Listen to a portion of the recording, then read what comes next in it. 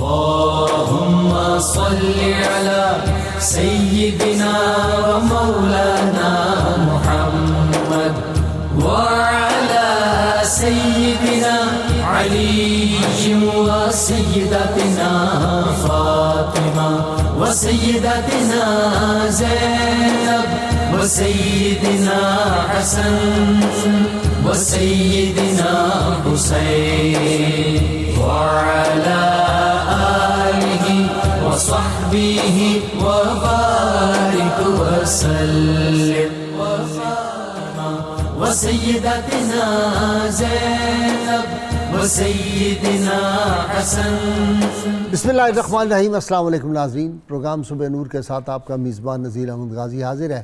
ناظرین کرام، حضرت ابو انیس محمد برکت علی صاحب رحمہ اللہ کی مشہور تالیف اسماء النبی الکریم صلی اللہ علیہ وآلہ وسلم سے ایک اسم مبارک پڑھنے کی سعادت حاصل کر رہا ہوں. سیدنا الحاکم صلی اللہ علیہ وآلہ وسلم، ہمارے سردار حکمرانی فرمانے والے، درود و سلام بھیجے اللہ آپ صلی اللہ علیہ وسلم، آپ کی آل پاک اور آپ کے صحابہ کرام پر. حضرت انس رضی اللہ تعالی عنہ سے روایت ہے کہ حضور نبی کریم صلی اللہ علیہ وسلم نے ارشاد فرمایا، اللہ تعالیٰ جس آدمی کو کسی قوم کا نگہبان و حکمران مقرر فرماتا ہے تو قیامت کے دن اس حکمران سے اس کے ماتحتوں کے متعلق سوال کیا جائے گا، یہاں تک کہ اس سے اس کے اہل و عیال کے متعلق بھی سوال کیا جائے گا. اسی طرح ایک اور روایت میں ہے کہ رسول اللہ صلی اللہ علیہ وآلہ وسلم نے ارشاد فرمایا، اللہ تعالیٰ جس کو مسلمانوں کے امور کا نگہبان بنا دے اور وہ ان کی ضروریات و شکایات سننے کے بجائے ان کے لیے مشکلات پیدا کرے تو اللہ تعالیٰ بھی اسے آزمائش میں مبتلا کرے گا. ناظرین کرام، آج ہم ایک ایسے نجم ہدایت کا ذکر پاک کرنے کی سعادت حاصل کر رہے ہیں جو سابقون الاولون میں سے ہیں اور جو عشرہ مبشرہ میں سے ہیں، اور ان کی شان یہ ہے کہ سیدنا علی المرتضیٰ شیر خدا فرمایا کرتے تھے کہ میں نے رسول اللہ صلی اللہ علیہ وسلم سے ان کے بارے میں سنا کہ آپ نے فرمایا کہ یہ اہل آسمان اور اہل زمین کے امین ہیں. اللہ تعالیٰ نے ان کو ظاہر میں بھی دولت کے انبار دیے تھے اور باطن میں سراپا ایثار تھے. تاجر سر بازار تھے اور مجاہد میدان کارزار تھے. کریم آقا کے وفادار اور احد و بدر کے شاہ سوار تھے. میدان احد میں ان کو 20 زخم آئے تھے اور جو ایک ٹانگ کا زخم تھا وہ مستقل ایسا زخم بنا کہ ساری عمر یہ جو تھے اس وجہ سے صحیح چل نہیں سکتے تھے. لنگڑا پن ایک جو تھی ٹانگ اس میں نقص آ گیا تھا.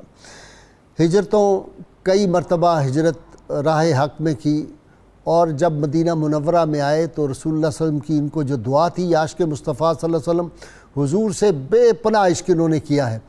تو وہاں پہ حضرت سعد بن ربیع جو مواخات ہوئی، اس میں ان کو بھائی بنایا گیا. تو انہوں نے کہا میں بہت صاحب جائیداد ہوں، متمول ہوں، میری بڑا کاروبار ہے، زمینیں ہیں، آپ نصف اس میں سے لے لیں. انہوں نے کہا نہیں میرے بھائی، مجھے صرف بازار کا راستہ بتا دو. اور وہاں پہ گئے اور پھر رحمت کونین صلی اللہ علیہ وسلم کی جو دعا تھی اس کا صدقہ تھا کہ پھر یہ مدینہ منورہ کے صف اول کے جو تھے ذمہ دار بھی بن گئے، لینڈ لارڈ بھی بن گئے، اور اللہ نے اتنا مال و دولت دیا کہ ایک دفعہ 700 اونٹوں کا جو قافلہ آیا تھا سامان سے لدا ہوا، وہ راہ خدا میں فوری طور پہ جو تھا پیش کر دیا. اسی طرح مختلف مواقع پر بے شمار مال اللہ کی راہ میں دیا. مجاہدین کو 500 گھوڑے ایک دفعہ دے دیے اور بے شمار مال و دولت دیا. اللہ نے ان کو بڑا دولت سے نوازا اور دل بھی بڑا دیا. ایک خاص بات یہ امت کے اس لحاظ سے محسن ہے کہ ایک ایسی حدیث پاک کے یہ راوی ہیں جو امت کے لیے سرمایہ افتخار بھی ہے، سرمایہ امید بھی ہے، اور عشق مصطفیٰ صلی اللہ علیہ وسلم کی جو عظمتیں اور رفتیں ہیں، اور جو رحمت کونین صلی اللہ علیہ وسلم کے ہم جیسے گنہگار غلام ہیں ان کے لیے بڑا ایک امید افزا پیغام ہے. وہ کیا ہے کہ آپ صلی اللہ علیہ وسلم جو تھے مسجد نبوی سے نکلے اور باہر کسی باغ میں تشریف لے گئے. پیچھے سیدنا عبد الرحمن بن عوف رضی اللہ تعالیٰ عنہ یہ بھی تشریف لے گئے. جب وہاں پہنچے تو دیکھا کہ آپ صلی اللہ علیہ وسلم سجدے میں ہیں، اور سجدہ اتنا طویل ہو گیا کہ حضرت عبد الرحمن بن عوف کہتے ہیں مجھے ایسے لگا کہ شاید آپ صلی اللہ علیہ وسلم کا وصال پاک ہو گیا ہے. تو جب آپ صلی اللہ علیہ وآلہ وسلم نے آپ کی ہٹ سنی عبد الرحمن بن عوف کی، آپ نے سر انور اٹھایا تو دیکھا پریشان ہے. کہا کیا بات عبد الرحمن؟ کہا یا رسول اللہ میری تو جان نکل گئی تھی، میں سمجھا کہ خدا نے خواستہ آپ کا وصال ہو گیا، اتنا طویل سجدہ۔ آپ نے فرمایا یہ سجدہ شکر تھا، جبریل امین آئے اور انہوں نے آ کے اللہ تعالیٰ کا پیغام دیا۔ اللہ تعالیٰ فرماتے ہیں میرے محبوب صلی اللہ علیہ وسلم جو آپ کا امتی آپ پہ ایک دفعہ درود و سلام پڑھے گا، میں رب اس پہ 10 مرتبہ درود بھی پڑھوں گا اور اس پہ سلام بھی بھیجوں گا اس بندے پہ جو آپ کی بارگاہ میں درود و سلام پڑھے گا۔ اللہ تعالیٰ نے ان کو ایسی برکتیں دی تھی جی، یہ مٹی کو ہاتھ لگاتے تھے سونا ہو جاتے تھے۔ آپ یہ دیکھیے کہ یہ کتنا بڑا اعزاز ہے، ایک نماز کی امامت جو ہے انہوں نے کرائی اور رسول اللہ صلی اللہ علیہ وسلم ان کے پیچھے وہ نماز ادا کی۔ پھر آپ دیکھیں کہ ہمارے ہاں یہ جو امامہ شریف ہے یہ عز و شرف کی علامت ہے، لیکن اس کے عز و شرف کا کون مقابلہ کر سکتا ہے جس کے سر پہ وہ جو عزت کا تاج اور امامہ ہے وہ خود رسول اللہ صلی اللہ علیہ وسلم باندھیں۔ تو یہ آج ہم اس شخصیت کا ذکر پاک کرنے کی سعادت حاصل کریں جن کو اللہ کے محبوب صلی اللہ علیہ وسلم فرمایا یہ بہت صادق ہے، سچا ہے اور پاک باز ہے۔ یہ رحمت کونین صلی اللہ علیہ وسلم سے جس کو سرٹیفکیٹ مل گیا ہو اور پھر وہ رضی اللہ عنہم و رضوا عنہ میں سے ہو، اس کا مقام، اس کی شان کون بیان کر سکتا ہے؟ اللہم صلی علی سیدنا و مولانا محمد وعلى سيدنا علي وسيدتنا فاطمة وسيدتنا زينب وسيدنا حسن وسيدنا حسين وعلى آله وصحبه وبارك وسلم۔ اللهم صل على سيدنا ومولانا محمد وعلى سيدنا علي وسيدتنا فاطمة وسيدتنا زينب وسيدنا حسن وسيدنا حسين وعلى آله وصحبه وبارك وسلم۔ جی برکاتی صاحب، سیدنا عبد الرحمن بن عوف۔ بسم اللہ الرحمن الرحیم۔ حضرت سیدنا عبد الرحمن بن عوف رضی اللہ تعالیٰ عنہ نبی کریم رؤوف الرحیم صلی اللہ تعالی وسلم کے وہ عظیم المرتبت صحابی ہیں جن کو حضور صلی اللہ تعالی علیہ وآلہ وسلم آپ کے اوپر ایمان لانے والوں میں السابقون الاولون کا شرف حاصل ہوا۔ ٹھیک، آپ محدثین کی تصریح کے مطابق 8ویں نمبر پر مسلمان ہوئے ہیں، ٹھیک، اور آپ کا تعلق حضور صلی اللہ تعالی علیہ وآلہ وسلم کے ننیالی قبیلہ بنو زہرہ سے تھا۔ ٹھیک، آپ کا سلسلہ جو ہے وہ اس حوالے سے بھی ہمارے لیے محترم معلوم ہوتا ہے کہ حضور صلی اللہ تعالی وسلم نے ان کو کثرت اولاد کی دعا عطا فرمائی، کثرت مال کی بھی اولاد عطا فرمائی، دعا عطا فرمائی۔ تو یہ کثرت اولاد کا نتیجہ تھا کہ روایات کے مطابق 18 یا 19 بیٹے، 20 میں نے پڑھا ہے۔ ہاں جی، تو یہ طبقات ابن سعد کے حوالے سے میں عرض کر رہا ہوں، مختلف جگہوں پہ ہے جی۔ تو یہ اللہ تعالیٰ نے 18 سے 20 کے درمیان تو پکی بات ان کو بیٹے عطا فرمائے، اور اس کے ساتھ ساتھ آپ کو اللہ تعالیٰ نے یہ بھی حضور صلی اللہ علیہ وسلم کی دعا کا اجر اور ثمر عطا کیا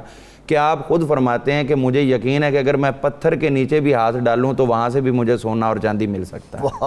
اور اس سے بڑا شرف ایک اور ہے ان کو، ان کی والدہ محترمہ، ان کو حضور صلی اللہ علیہ وسلم کی دایا مبارکہ ہونے کا بھی شرف حاصل ہے۔ حضرت شفا بنت عمر، وہ جو چاند وہ ستارے آ گئے تھے وہ انہی کی والدہ صاحبہ تھی، کیونکہ میں ہاتھ اوپر کروں تو مجھے لگتا ہے یہ میرے ہاتھ میں آ جائیں جی۔ اور وہ بیان فرماتی ہیں کہ حضور صلی اللہ علیہ وسلم جب دنیا میں تشریف لائے تو سب سے پہلے میرے ہاتھوں پہ آپ تشریف لائے۔ کائنات ارضی کی سب سے عظیم سعادت ان کی والدہ محترمہ کو حاصل، ساری کائناتوں کی دولتیں جمع کریں تو وہ یہ سب سے بڑی دولت، سب سے بڑی دولت۔ اب اس کے بعد یہ ہوا کہ آپ کو اللہ تعالیٰ نے عمر بھی اچھی عطا فرمائی، تقریباً 75 برس کے قریب آپ کو عمر مبارک ملی ہے۔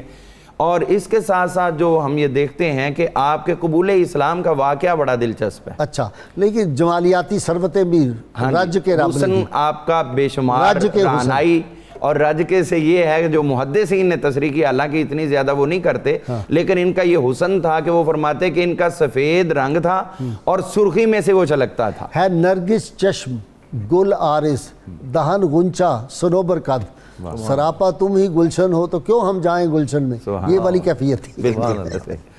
تو یہ سلسلہ کار تھا، آپ کے ہاتھ بڑے مضبوط تھے اور انگلیاں تو اس سے بھی زیادہ مضبوط محدثین نے بیان کی ہیں۔ تو آپ کے قبول اسلام کا واقعہ اتنا دلچسپ ہے جو امام ابن عساکر نے بیان فرمایا، جلد نمبر 35 کے اندر موجود ہے تاریخ ابن عساکر میں۔ تو وہ فرماتے ہیں کہ یہ تجارت کے لیے جایا کرتے تھے یمن میں اور ملک شام کے مختلف علاقوں میں۔ تو یمن کی طرف جب جاتے تو وہاں پر ایک بہت طویل العمر شخص تھا جس کا نام تھا اسقلان بن اواکن۔ یہ اکثر اسی کے مہمان بنا کرتے تھے، مال اسباب اسی کے پاس رکھتے، اور وہ ان سے بس زیادہ باتیں نہیں کرتا تھا، صرف اتنا پوچھا کرتا تھا کہ تم کہاں سے آئے ہو اور تمہارا علاقہ کیسا ہے، آب زمزم بتاؤ، تم یہ بتاؤ کہ آب زمزم کا کیا معاملہ چل رہا ہے، اسی طرح ہے، کوئی ترمیم تبدیلی تو نہیں آئی، تمہارے مکہ مکرمہ کے حالات کیسے ہیں، وہاں کوئی نئی شخصیت تو نہیں ہے، اس طرح کی وہ باتیں کرتے کہتے نہیں میں روٹین ورک ہی ہے۔ ایک دفعہ کہتے ہیں جب میں گیا تو اس وقت بالکل وہ ضعیف العمر ہو چکا تھا اور یوں لگتا تھا جیسے دنیا سے جانے والا ہے۔ اس نے یہ بات مجھے بلوائی تو آنکھوں پہ پٹی بندھی تھی، تو بڑے آرام سے ٹیک لگا کے بیٹھا، کہتا اب مجھے تم بتاؤ کہ تمہارے حالات کیا ہیں۔ میں نے کہا اسی طرح۔ اس نے کہا نہیں اس طرح نہیں ہے، اب تبدیل ہو چکے ہیں۔ کیسے؟ کہنے لگا تبدیل یہ ہو چکے ہیں کہ تمہارے مکہ مکرمہ میں ایک شخصیت ایسی آ چکی ہے جو لوگوں کو حق کی طرف بلاتی ہے، خود حق کے اوپر وہ قائم ہیں، باطل سے منع کرتے ہیں اور خود باطل سے دور رہتے ہیں، اور اللہ تعالیٰ نے ان کو کتاب بھی عطا فرمائی ہے اور اس کے ساتھ ساتھ ان کو شان نبوت بھی عطا فرمائی۔ اور میرا یہ مشورہ ہے کہ تم جس کام کے لیے آئے ہو جلد از جلد اس کو نپٹاؤ اور یہاں سے نکلو اور مکہ مکرمہ جا کر اس ہستی کے اوپر جا کر ایمان لانے کی سعادت حاصل کر لو۔ پھر انہوں نے کچھ اشعار پیش کیے جو 4 مصرے بیان کی ہیں امام ابن عساکر نے، تو وہ اشعار کہنے لگا کہ تم وہاں جانا، یہ میری طرف سے تم پیش کر دینا۔ واہ۔ جب یہ واپس آئے جلدی جلدی اپنا وہ پورا کاروبار کر کے پہنچ گئے تو تاجر جو تھے، تاجروں سے تعلقات تھے، تو حضرت ابوبکر صدیق سے جاتے ہی ملاقات ہوئی رپورٹنگ کے لیے، تو پھر انہوں نے بات کہی کہ کوئی ایسا سلسلہ، انہوں نے کہا میں اس سلسلے سے پہلے تجھے اسلام کی دعوت دیتا ہوں۔ انہوں نے کہا اسلام کیا ہے؟ کہنے لگا کہ حضرت ابوبکر صدیق فرمانے لگے کہ اس طرح نبی کریم رؤوف الرحیم صلی اللہ علیہ وسلم نے اظہار نبوت کر دیا ہے اور میں ان پر ایمان لے آیا ہوں، اگر میں تم سے تجارت میں سینئر ایمان لے آؤں تو تمہارا بھی حق بنتا ہے ان پہ ایمان لانے کا۔ یہیں سے حضرت ابوبکر صدیق حضرت عبد الرحمن بن عوف کو لے کر حضرت سیدہ خدیجہ الکبریٰ کے گھر میں گئے۔ آپ وہاں کیونکہ ابھی دار ارقم میں بیٹھنا نہیں شروع ہوئی، یہ بہت اولین ہے جی۔ تو یہ 8واں نمبر ان کا بن رہا ہے نا جی، تو 7 لوگ پہلے مسلمان ہوئے آپ سے۔ تو جب یہ ادھر پہنچے حضور صلی اللہ علیہ وسلم نے ان کو دیکھا تو دیکھ کے آقا مسکرانا شروع ہو گئے۔ آپ نے فرمایا تمہارا چہرہ جو ہے نا وہ کامیاب ہونے والا چہرہ ہے، تم جہاں سے آئے ہو جو کچھ لے کے آئے ہو وہ لا کے میرے سامنے جلدی سے پیش کر دو، جو تجھے پیغام ملا وہ پیغام مجھے جلدی پیش کر۔ یہ حضور صلی اللہ علیہ وسلم خود خبر عطا فرمائے۔ حضرت عبد الرحمن کہتے ہیں اسی بات پہ میں اور حیرت میں پڑ گیا کہ ابھی تو بات میں نے اپنے گھر میں بھی کسی سے نہیں کی اور یہ آقا نے مجھے سیدھا بتا دیا۔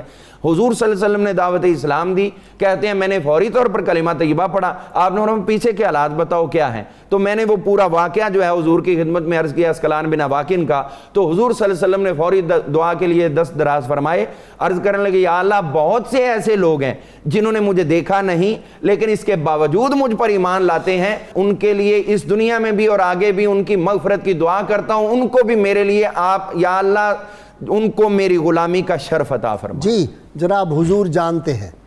سبحان اللہ سبحان اللہ۔ جناب سیدنا عبد الرحمن بن عوف رضی اللہ تعالیٰ عنہ، حضور صلی اللہ علیہ وسلم نے اپنے ان صحابہ میں ان کو رکھا کہ جن کو دعاؤں سے نوازتے رہے، اور اتنا دعاؤں سے نوازا کہ ان کے بارے میں جیسا کہ ابھی آپ نے بھی ذکر فرمایا کہ ان کے بارے میں جو سیرت نگار اور مورخین انہوں نے 3 لفظ لکھے، فرماتے ہیں احد العشرہ و احد الثمانیہ و احد الستہ، کہ وہ 10 میں سے ایک ہیں، 8 میں سے ایک ہیں اور 6 میں سے ایک ہیں۔ تو کہا 10 میں سے ایک کیسے ہیں کہ عشرہ مبشرہ میں ہو گئے جن کو اللہ رب العزت کہ پاک نبی صلی اللہ علیہ وسلم نے اس دنیا میں جنت کی خوشخبری عطا فرمائی، اور 8 میں یوں کہ 8ویں نمبر پہ مسلمان ہوئے، اور 6 میں یوں کہ یہ ان 6 شخصیات میں ہیں جن کے بارے میں حضرت سیدنا عمر فاروق رضی اللہ تعالیٰ عنہ نے اپنے بعد خلافت کے لیے ان کو کینڈیڈیٹ مقرر کیا تھا، نامزد کیا تھا، یہ اس درجے کے لوگ تھے۔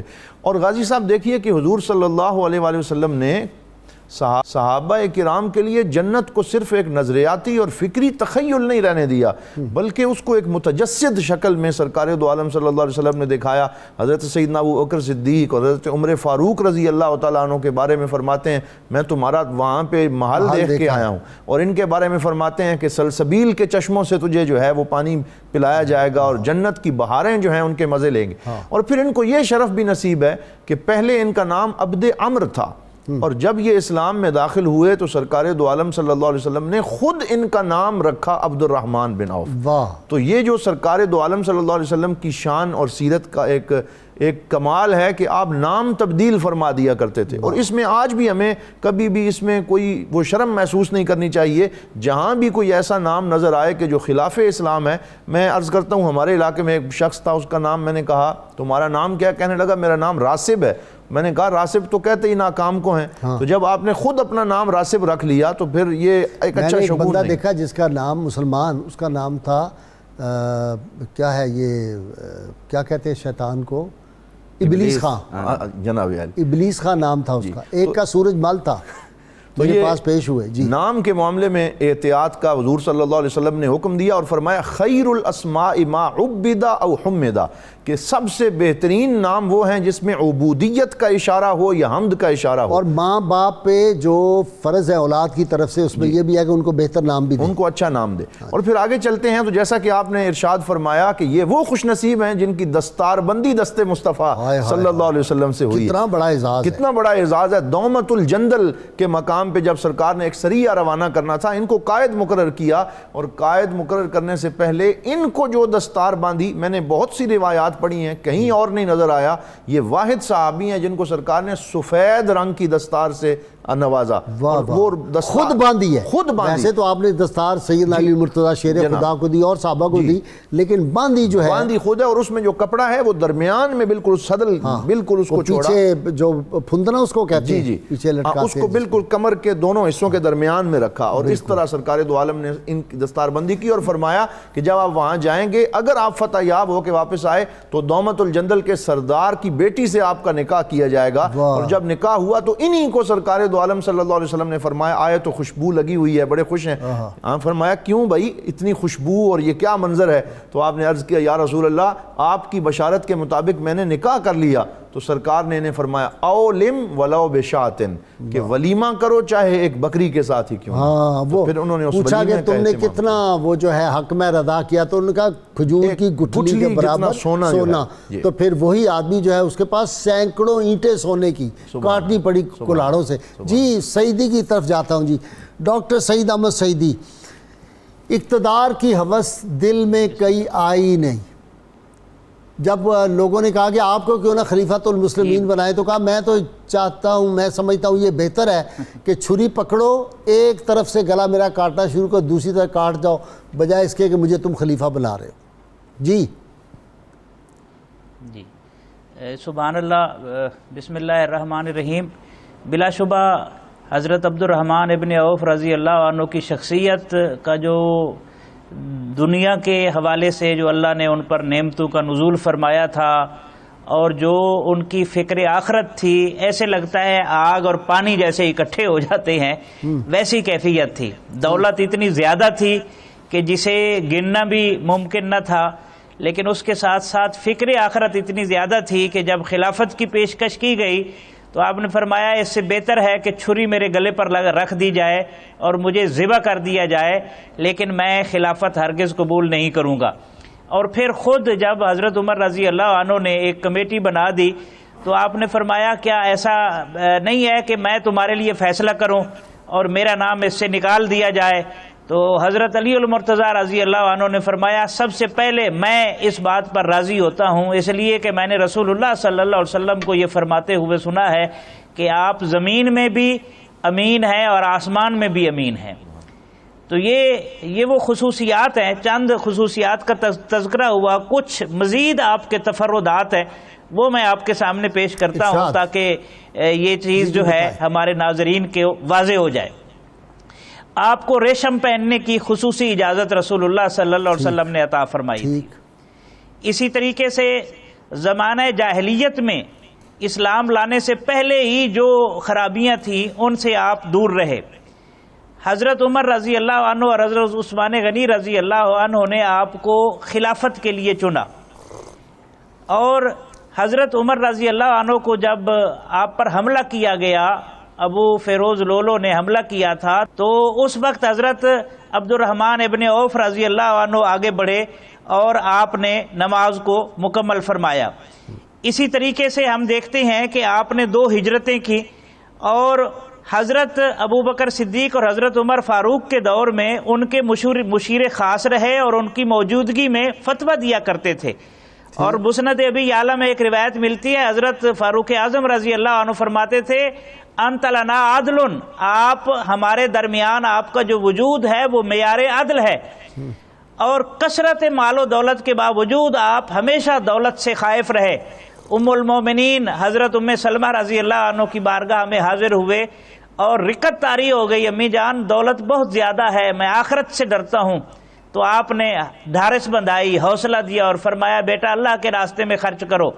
اور یہ پیغام تو خود رسول اللہ صلی اللہ علیہ وسلم کی طرف سے بھی ملا تھا، جب انہیں کہا گیا انک لن تدخل الارض الا زحفا وفی روایت حبوا، بس اللہ کو قرض دیا کرو تاکہ آپ کے قدم کھول دیے جائیں، آسانی سے آپ چلے جائیں۔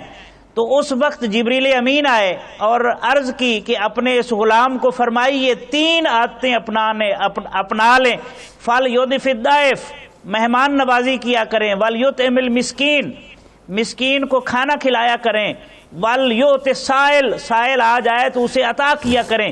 جب یہ کر دیں گے تو ان کی دولت کا کفارہ ادا ہو جائے گا۔ اور یہ شرف بھی انہی کو حاصل ہے کہ مسلمان اغنیاء میں سب سے پہلے جنت منت میں جنہیں داخلہ عطا ہوگا، شرف عطا ہوگا، وہ بھی حضرت عبد الرحمن ابن عوف رضی اللہ عنہ ہے۔ ٹھیک ہے ڈاکٹر صاحب، میں ذرا علامہ برکاتی سے بات کر لوں۔ بہت شکریہ جی علامہ صاحب، صحابہ سارے عدول ہیں آپ صلی اللہ علیہ وسلم کے؟ بے شک، اس میں کوئی شک والی بات نہیں ہے۔ نبی کریم رؤوف رحیم صلی اللہ علیہ وسلم کا جو آپ نے بہت زبردست سوال فرمایا ہے، اس دور میں اس کو سمجھنا بہت زیادہ ضروری ہے۔ ٹھیک ہے، کچھ لوگ جو ہیں اس زمانے میں ایسے ہیں جو صحابہ اکرام اور اہل بیت میں تفریق کرتے ہیں۔ تو اس میں ایک سمپل سی بات ہے کہ ہمارا سوال یہ ہے کہ کیا حضور صلی اللہ تعالی علیہ وسلم آپ نے اسلام پوری دنیا کے لیے دیا تھا یا صرف اہل بیت کے لیے دیا تھا؟ ٹھیک، اگر تو اہل بیت کے لیے تھا تو ٹھیک ہے، تفریق کر دو، پھر تو کوئی مسئلہ نہیں ہے، صحابہ کو تو مفت میں مل گیا۔ لیکن اگر حضور صلی اللہ علیہ وسلم کو اللہ تعالیٰ نے فرمایا یا ایھا الناس قل یا ایھا الناس انی رسول اللہ الیکم جمیعا، میں تم سب کی طرف اللہ کا رسول بن کے آیا ہوں، تو کیا رسول بن کر اپنے جن کی طرف رسول بن کے آئے ان کو کچھ نہیں دیا؟ نہیں، وہ کسی شرف کے صحابہ حقدار اور نہیں۔ اہل بیت اطہار کی محبت اور الفت قرآن نے سرٹیفکیٹ دیا، رحماء بینہم، ان کی، اور اس کے بعد جس طرح صحابہ کرام نے اہل بیت اطہار کا ادب کیا ہے وہ کوئی کر سکتا ہے امت میں؟ جی اس میں آپ دیکھیے کہ حضرت عبد الرحمن بن عوف رضی اللہ تعالیٰ عنہ ہی آپ کو حضور صلی اللہ علیہ وسلم کے ننیالی ہونے کا شرف حاصل ہے۔ اور جب وہ اسکلان بن عواقی نے پوچھا تھا کہ آپ اپنا تفصیلی ابتعارف مجھے بتاؤ، تو اس میں آپ نے یہ بتایا تھا کہ عبد عمر بن عوف بن عبد مناف بن عبد الحارث بن زہرہ، یعنی بنی زہرہ تک آپ نے پورا شجر بیان کر دیا اپنا۔ تو وہ کہنے لگا تمہارے لیے اتنا ہی کافی تھا کہ تم کہہ دیتے کہ میں بنو زہرہ قبیلے سے تعلق رکھتا ہوں۔ تو یہ حضور صلی اللہ علیہ وسلم کے ساتھ ان کا جو ایک تعلق ہے، خاندانی تعلق بھی اور صحابیت کا بھی۔ اور سب سے بڑی بات ابھی دیکھیے، حضور صلی اللہ علیہ وسلم سے ایک اور بھی آپ کا تعلق ہے، ہم اہل بیت کا لفظ بول کر اس کو اتنا محدود کر دیتے ہیں، اور یہ بالکل غلط ہے اور ظلم ہے۔ حضرت عبد الرحمن بن عوف کا حضور صلی اللہ علیہ وسلم سے ایک اور بھی تعلق ہے، اور وہ یہ ہے کہ حضرت سیدہ زینب بنت جہش کی ہمشیرہ ام حبیبہ ان کا نام تھا، اور یہ حضور صلی اللہ علیہ وسلم کی پھوپھی کی بیٹی تھی، یہ حضرت عبد الرحمن بن عوف کی زوجہ تھی۔ اللہ، تو اس حوالے سے یہ حضور صلی اللہ علیہ وسلم ہم ظلم بنے، ہاں جی، ہم ظلم ہوئے حضور صلی اللہ علیہ وسلم کے۔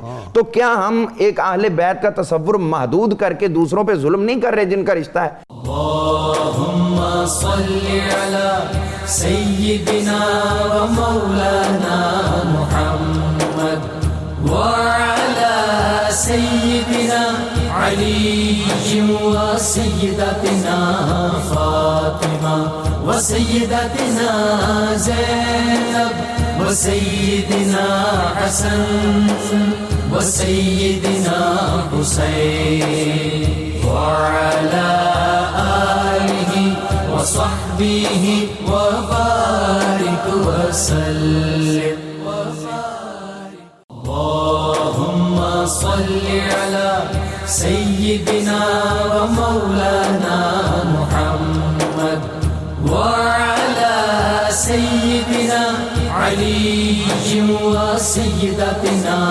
فاطمة وسيدتنا زينب وسيدنا حسن وسيدنا حسين وعلى آله وصحبه وبارك وسلم. جی ڈاکٹر سعیدی کی طرف چلے جاتے ہیں. جی ڈاکٹر سعیدی صاحب امہات المومنین کا یہ خیال رکھتے تھے، اور جب یہ بیمار ہوئے تو سیدہ عائشہ صدیقہ طیبہ طاہرہ رضی اللہ تعالیٰ عنہ ام المومنین گئیں ان کی تیمارداری کے لیے. انہوں نے کہا کہ تمہیں میں اجازت دیتی ہوں، تم حجرہ جو میرا ہے اس میں رسول اللہ صلی اللہ علیہ وسلم کے پہلو میں تمہیں قبر کی جگہ دیتے ہیں. تو انہوں نے کہا کہ نہیں، میں حضور صلی اللہ علیہ وسلم کی اور شیخین کی برابری کروں یہ نہیں ہو سکتا. مجھے عثمان بن مظعون رضی اللہ تعالیٰ عنہ جو ہے ان سے میرا عہد ہوا تھا کہ ہم میں سے جو بعد میں فوت ہو وہ پہلے کے پہلو میں جو ہے قبر بنوائے، لہٰذا مجھے وہاں دفن کیا جائے. یہ دیکھیں ادب بارگاہ مصطفیٰ صلی اللہ علیہ وسلم کا، ورنہ کسی کو بھی یہ آفر ہو تو کوئی ٹھکرائے گا. جی جی بلا شبہ ایسے ہے. برکاتی صاحب نے ایک بات کی تھی اس سے پہلے، میں اس کو تھوڑا سا بڑھا کے آپ کی مرویات کی طرف آتا ہوں جو آپ سے روایات لی گئی ہیں. حضرت قرآن پاک میں اللہ تعالیٰ نے واضح طور پر ارشاد فرمایا یا ایھا النبی قل لازواجک و بناتک و نساء المؤمنین. اب ایسی سچویشن میں ہمیں ڈالا جا رہا ہے فساد کی آگ میں کہ صحابہ اور اہل بیت کو علیحدہ علیحدہ جتھے بندیاں کی جا رہی ہیں، متحارب گروہ بنا کے پیش کیا جا رہا ہے. جی بالکل ایسے. اور آپ نے جو فرمایا ہے ہمیں جو قرآن نے تعلیم دی ہے وہ یہی ہے کہ جو رسول اللہ صلی اللہ علیہ وسلم کی صحبت میں آ گئے، جنہیں ایمان کا شرف ملا، وہ کافروں پر سخت ہیں، آپس میں شیر و شکر ہیں. اور دلچسپ بات یہ ہے اب نوبت یہاں تک پہنچی ہے کہ قرآن میں واضح طور پر ہے کہ اے نبی فرما دیجیے اپنی ازواج سے، اپنی بیٹی اور مومنوں کی خواتین سے، عورتوں سے. لیکن بد نصیبی سے اب ایسے بھی لوگ آ گئے ہیں جو کہتے ہیں جی حضور علیہ الصلوۃ والسلام کی صرف ایک بیٹی تھی. قرآن کی آیت کا انکار ہے. بنات تو بنت کی جمع ہے بنات. تو یقیناً اس طرف توجہ دینی چاہیے. میں کچھ آپ کی مرویات بیان کرنا چاہتا ہوں. سب سے پہلی بات یہ ہے کہ عشرہ مبشرہ والی روایت آپ سے مروی ہے، یہ بھی بڑی سعادت کی بات ہے. دوسری روایت رسول اللہ صلی اللہ علیہ وسلم نے جو فرمایا من لا یرحم لا یرحم، جو رحم نہیں کرتا اس پر رحم نہیں کیا جاتا، یہ روایت بھی آپ سے مروی ہے ماشاءاللہ. اسی طرح حلف الفضول والی جو روایت ہے جس میں رسول اللہ صلی اللہ علیہ وسلم نے فرمایا مجھے سرخ اونٹ بھی دیے جائیں تو میں ان کو قبول نہیں کروں گا، وہ بھی انہی سے مروی ہے. اسی طرح رسول اللہ صلی اللہ علیہ وسلم نے جو فرمایا تھا اللہ نے رمضان کے روزے فرض کیے ہیں، میں نے اس کے قیام کو سنت قرار دے دیا ہے، پس جو شخص روزے رکھے اور قیام کرے ثواب کی نیت سے وہ اپنے گناہوں سے ایسے نکل جائے گا جس طرح وہ پہلے دن اس کی ولادت ہوئی ہو. اسی طرح ایک مسئلہ جس میں عام طور پر آدمی پھنس جاتا ہے، میں نے ایک رکعت پڑھی ہے یا 2 رکعتیں پڑھی ہیں، وہ حدیث بھی ان سے مروی ہے. آپ فرماتے ہیں کہ اگر کسی کو پہلی اور دوسری رکعت میں شک ہو تو اسے 1 رکعت شمار کرنی چاہیے، اور اگر دوسری اور تیسری رکعت میں شک ہو تو 2 شمار کرنی چاہیے، اور تیسری اور چوتھی رکعت میں شک ہو تو 3 شمار کرنی چاہیے. یہ روایت بھی انہی سے ہے. اور یہ روایت جب خاتون 5 نمازیں ادا کرے، رمضان کے روزے رکھے، اپنے شوہر کی اطاعت کرے اور اپنی عصمت کی حفاظت کرے تو قیامت کے دن اسے کہا جائے گا کہ جنت کے جس دروازے سے چاہے تو داخل ہو جاؤ. بہت شکریہ ڈاکٹر صاحب. خصوصی طور پر وہ روایت جو وبا سے متعلق ہے. علامہ برکاتی سے بات. جی علامہ صاحب. جی ان کا ایک اور بھی ہمارے لیے احسان ہے کہ آپ نے پوری قیامت تک کی امت کے لیے حضور صلی اللہ علیہ وسلم سے ایک سوال کیا تھا اور حضور نے اس کا جواب عطا فرما دیا تھا. آپ موجود نہیں تھے تو آپ کی والدہ محترمہ کا انتقال ہوا حضرت شفا اچھا کا۔ وہ بھی ان کا واقعہ ہے، وہ حضرت سعد کا ایک الگ ہے اور ان کا الگ۔ ان کا الگ ہے، ٹھیک۔ تو انہوں نے حضور صلی اللہ علیہ وسلم سے عرض کیا حضور میری والدہ نے کوئی وصیت نہیں کی اور نہ میں اس وقت موجود تھا کہ کوئی بات کرتی وہ، اگر میں موجود ہاں جی، ہوتا تو پھر ان سے ضرور میں پوچھتا کہ آپ کے پیچھے نیکی میں کیا کیا کرتا رہوں۔ تو اب میں آیا ہوں تو آپ اگر اجازت دیں تو میں ان کی طرف سے کوئی غلام آزاد کر سکتا ہوں؟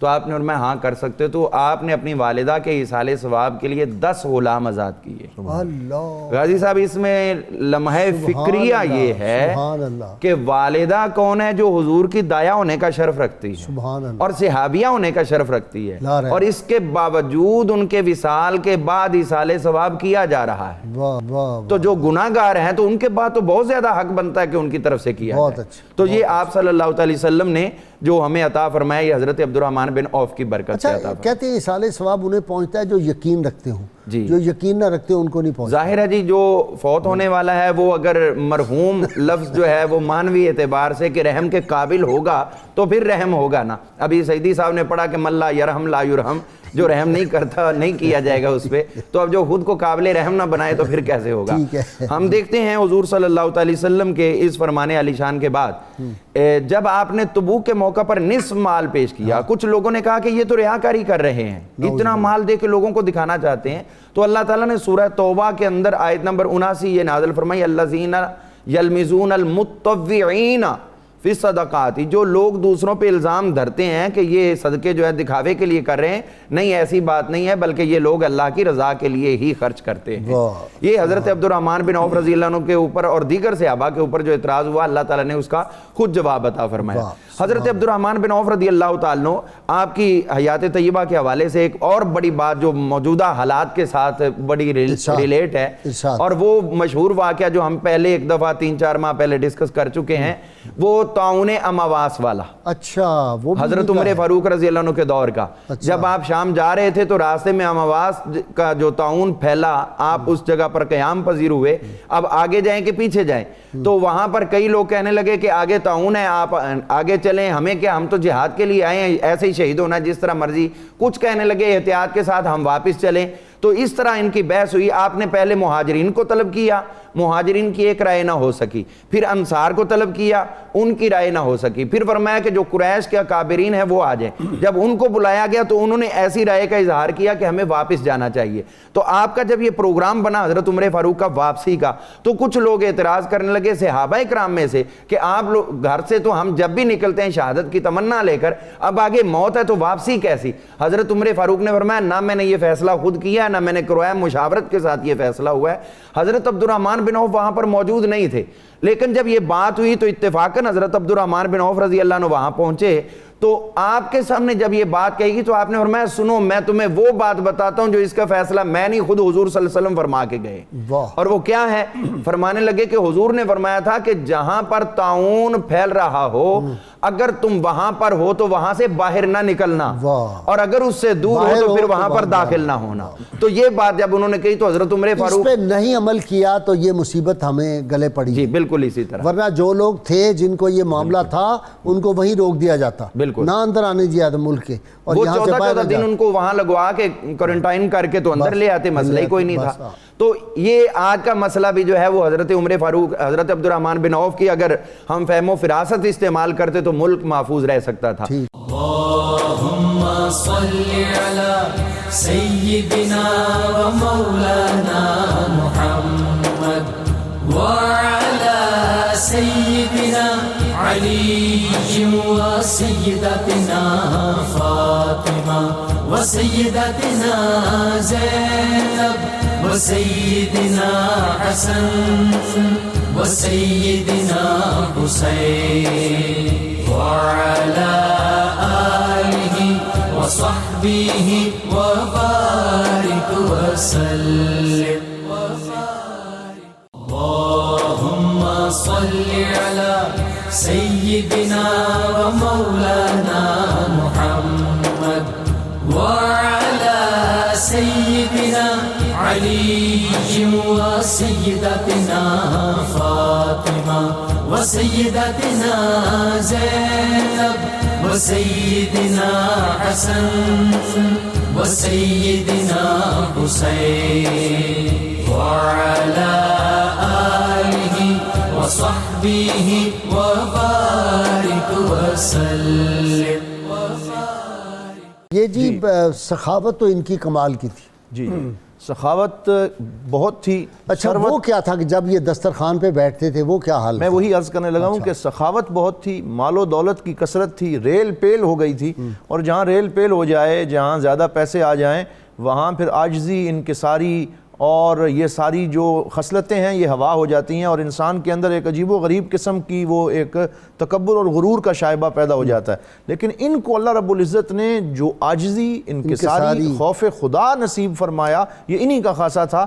ان کے بارے میں یہ روایات موجود ہیں کہ بہت سے غلام تھے ان کے جو اللہ تعالیٰ نے ان کو عطا فرمائے تھے، لیکن یہ ان کے ساتھ جب بیٹھے ہوتے تو پتہ نہیں چلتا تھا کہ آقا کون ہے اور غلام کون ہے. نہیں دیکھیں نا، دسترخوان پہ بیٹھے ہوئے ہیں جی، اور کئی قسم کے کھانے چن دیے گئے، صحابہ بیٹھے جی. حضرت مصعب بن عمیر یکدم ہاتھ پیچھے روک کے رونا شروع کر دیا. کیا کہا؟ حضرت مصعب بن عمیر کو یاد کیا اور سیدنا حمزہ رضی اللہ تعالیٰ عنہ کو یاد کیا، اور رو رو کے کہنے لگے کہ مجھے وہ دن یاد ہے، اور کہنے لگے وَهُوَ خَيْرٌ مِّنِّي، یہ کسر نفسی سے کام لیں، مجھ سے بہت بہتر تھے، وہ مجھ سے بڑے افضل تھے. لیکن جب ان کا آخری وقت آیا تو میں نے دیکھا کہ ایک چادر تھی، جب ان کو ڈانپتے تھے سر کی طرف کرتے پاؤں ننگے ہو جاتے، پاؤں ڈانپتے تو سر ننگا ہو جاتا. اور یہی حال حضرت سیدنا حمزہ رضی اللہ تعالیٰ عنہ سید الشہداء کا ذکر کیا. پھر کھانے سے دستکش ہو گئے اور روتے رہے.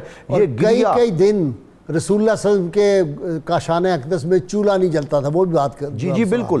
وہ حضور نبی رحمت صلی اللہ تعالیٰ علیہ وسلم سیدہ عائشہ صدیقہ فرماتی ہیں الاسودان، یاد کرتے تھے یہ بات کی انہوں نے، یاد کرتے کہ سیدہ عائشہ صدیقہ فرماتی ہیں کہ کئی دن الاسودان التمر والماء، کہ یا کھجور ہوتی یا پانی ہوتا، اس کے علاوہ کاشانہ نبوت میں کوئی شے نہیں ہوتی تھی. اور پھر ساتھ یہ فرماتے کہ مجھے ایسے لگتا ہے کہ کہیں اللہ رب العزت نے جنت کی نعمتیں یہیں تو نہیں مجھے دے دی، دنیا میں انہیں ساری نعمتیں دے دی ہوں. یہ خشیت اور یہ خوف خدا ان کو نصیب تھا. اور یہاں میں ایک بات یہ عرض کرنا چاہوں گا، جیسا کہ آپ نے صحابہ کرام کی عدالت اور ان کے عدول ہونے کے حوالے سے فرمائی، حضور شیخ الاسلام والمسلمین خواجہ محمد قمر الدین سیالوی رحمۃ اللہ تعالیٰ علیہ، آپ نے ایک رسالہ اس پہ تصنیف فرمایا اور اس میں ایک بڑی خاص بات لکھی.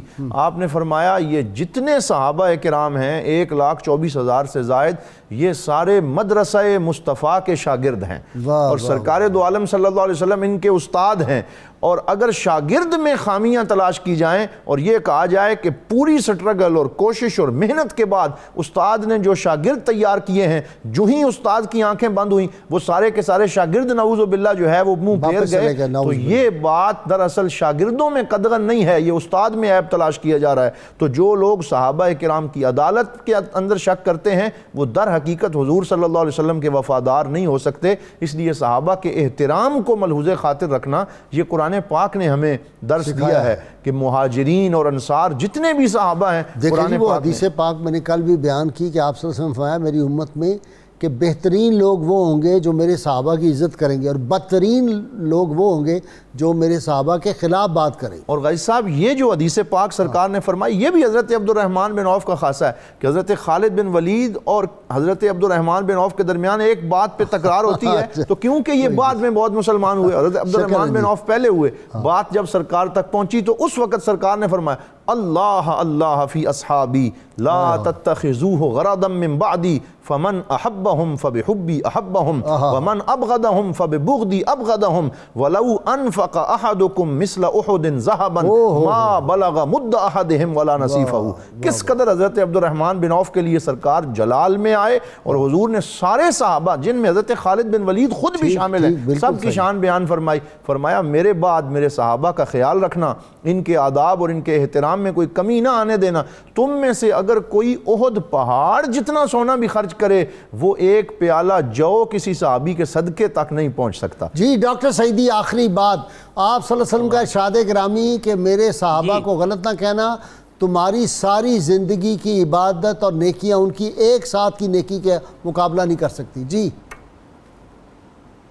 بلا شبہ ایسے ہے. ایک جملہ جو میں پہلے بھی عرض کرتا ہوں، تاریخ کو قرآن و سنت پر پیش کرے امت بنے گی. اگر قرآن و سنت کو تاریخ پر پیش کر کے تعویلیں نکالیں گے تو فرقے بنیں گے. نظر رسول اللہ صلی اللہ علیہ وسلم کی ذات پر رہنی چاہیے. حضرت عبد الرحمن ابن عوف کی شان میں آیت بھی قرآن پاک کی نازل ہوئی. ارشاد ان الذین ينفقون اموالهم فی سبیل اللہ ہے بلا شبہ الذین ینفقون اموالہم فی سبیل اللہ ہے. یہ جو آیت ہے یہ حضرت عثمان غنی اور ان کے بارے میں نازل ہوئی. ایک مرتبہ حضرت عبد الرحمن ابن عوف حضرت عمر فرماتے ہیں کہ میں سیدہ فاطمہ سلام اللہ علیہا کے گھر میں تھا. حضور صلی اللہ علیہ وسلم تشریف فرما تھے. حسنین کریمین جو ہے وہ بھوک کی وجہ سے نڈھال تھے. اتنی دیر میں حضور صلی اللہ علیہ وسلم نے فرمایا کون ہے جو ہمارے پاس کوئی چیز لے آئے؟ تو حضرت عبد الرحمن ابن عوف کھانا لے کر حاضر ہوئے. حضور صلی اللہ علیہ وسلم نے فرمایا عبد الرحمن دنیا میں اللہ تجھے تیرے معاملات کی کفالت کرے، آخرت میں تیرا میں ضامن ہوں. بہت شکریہ آپ دونوں مہمانوں کا جی، بہت شکریہ. ناظرین کرام، کتاب الشفا سے جن نسخے کا وقت ہو گیا ہے. یہ بانجھ پن کا روحانی علاج ہے. جو عورت بانجھ پن کا شکار ہو تو وہ مسلسل 7 روزے رکھے اور افطاری کے بعد اللہ تعالیٰ کا اسم مبارک یا مصورو 21 بار پڑھ کر پانی پر دم کر کے پی لے. انشاءاللہ نیک اولاد سے مالا مال ہو جائے گا. شرط یہ کم از کم 11 مرتبہ کوئی بھی درود پاک جو آپ کو آتا ہو وہ ضرور پڑھیں. سید علی مرتضیٰ شیر خدا فاتح خیبر ارشاد فرماتے ہیں دنیا کے فانی مال کو اللہ تعالیٰ کی راہ میں خرچ کرو کیونکہ اس کے بدلے میں آخرت کی ہمیشہ باقی رہنے والی نعمتیں ملتی ہیں. اللہم صلی علی سیدنا و مولانا محمد وعلی سیدنا علی و سیدتنا فاطمہ و سیدتنا زینب و سیدنا حسن و سیدنا حسین وعلی آلہ و صحبہ و بارک وسلم.